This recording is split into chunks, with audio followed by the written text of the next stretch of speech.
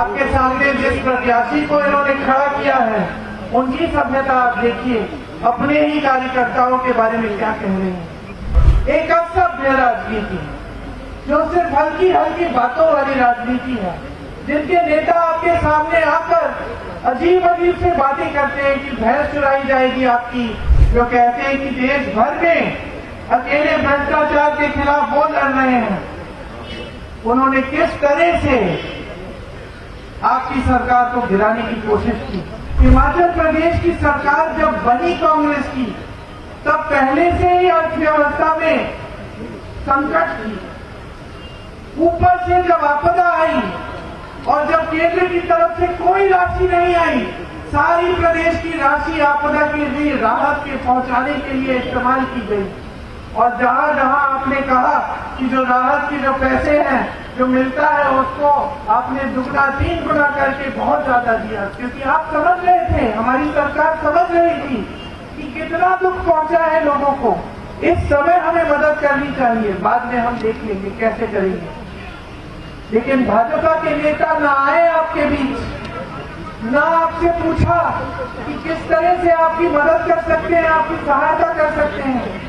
और मोदी जी ने बड़ी बड़ी बातें तो कह डाली, लेकिन जो एक काम की चीज थी, आपको राष्ट्र यहाँ पे राष्ट्र आपदा घोषित करने की चीज, यहाँ राशि भेजने वाली बात, वो उनके मुंह से नहीं। तो सच्चाई आप खुद अपने सामने देख रहे हैं। आपदा के बाद कुछ ही महीनों बाद क्या होता है, आपकी सरकार पर आक्रमण होता है।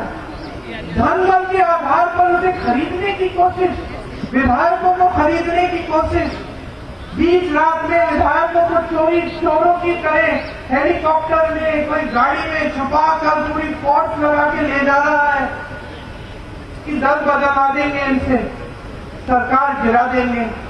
तो आपने एक और असलियत देखी कि जो अपने आप को ईमानदार कहते हैं, जो कहते हैं कि देश भर में अकेले भ्रष्टाचार के खिलाफ वो लड़ रहे हैं, उन्होंने किस तरह से आपकी सरकार को गिराने की कोशिश की।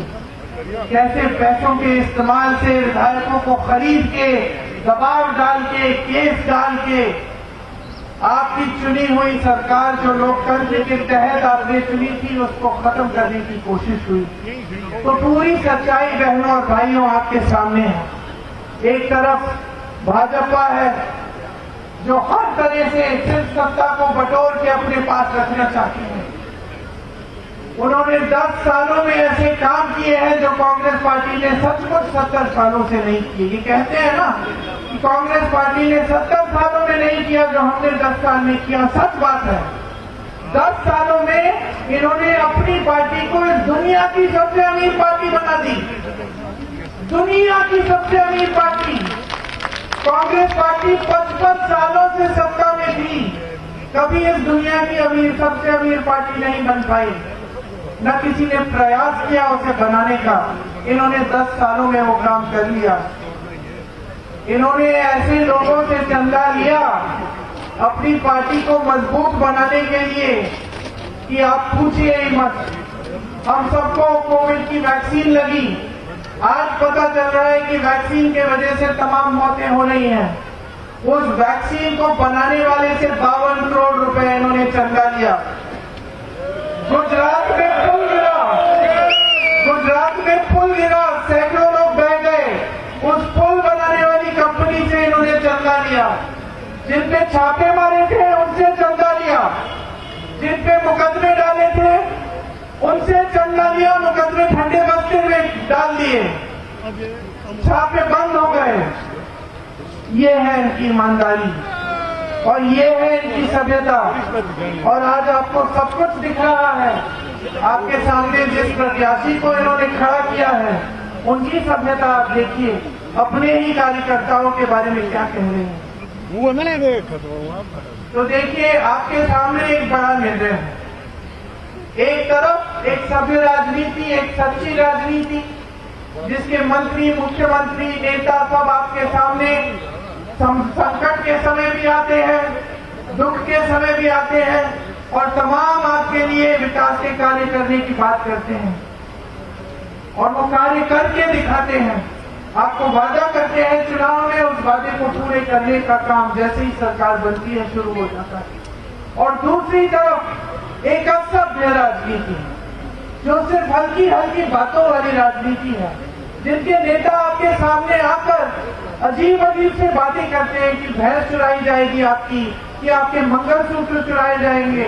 सबसे बड़े नेता हैं देश के, पंडित नेहरू जैसे लोगों ने वो पद संभाला, लाल बहादुर शास्त्री जी, इंदिरा जी, राजीव जी, अटल बिहारी वाजपेयी जी, इन सब ने ये पद संभाला। किसी ने ऐसी असभ्य बातें नहीं की, किसी ने उस पद की गरिमा को न देखते हुए पद का स्तर इतना नहीं गिराया जितना आज गिर रहा है।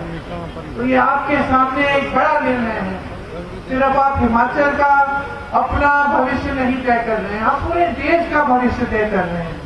ये जो वोट है आपका हथियार है, लोकतंत्र ने दिया है आपको, संविधान ने दिया है आपको। इनका कोई भरोसा नहीं है कि क्या करेंगे। संविधान बदलने की बात करते हैं, क्या पता आगे क्या करने जा रहे हैं। अब समय आ गया है कि आप खड़े हो जाएं और आप इस देश की राजनीति को सही दिशा दिखाएं।